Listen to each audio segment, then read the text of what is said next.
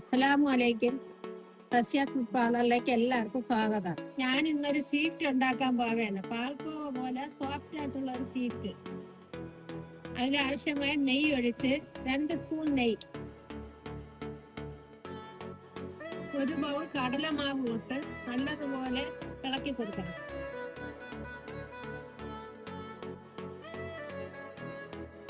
അര ബൗള് പഞ്ചസാരയും ഏലക്കയും കൂടെ പൊടിച്ചതും ചേർത്ത് കൊടുത്ത് നല്ലതുപോലെ മിക്സ് ആക്കണം.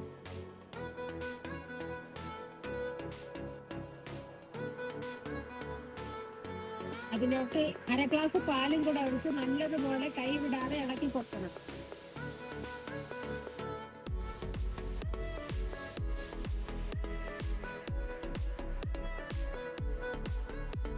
ഇതിലെ മാവിന്റെ പച്ചമണം എല്ലാം നല്ലതുപോലെ മാറിയതിനു ശേഷം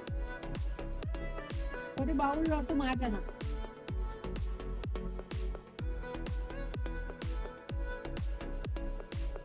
ഇത് നമ്മൾ 10 മിനിറ്റ് ഫ്രിഡ്ജിൽ വെച്ച് തണുപ്പിച്ചെടുക്കണം.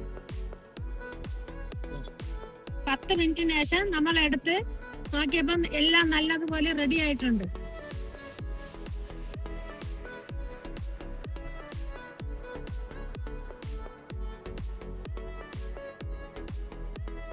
നല്ല സോഫ്റ്റ് ആണ്. ഇത് ഉണ്ടാക്കാനും പെട്ടെന്ന് ഉണ്ടാക്കാൻ പറ്റും. കുട്ടികൾക്ക് ഇഷ്ടപ്പെട്ട സാധനമാണ്. നിങ്ങൾക്ക് ഇഷ്ടപ്പെട്ടുവെങ്കിൽ എന്നെ ലൈക്ക് ചെയ്ത് സപ്പോർട്ട് ചെയ്യണം.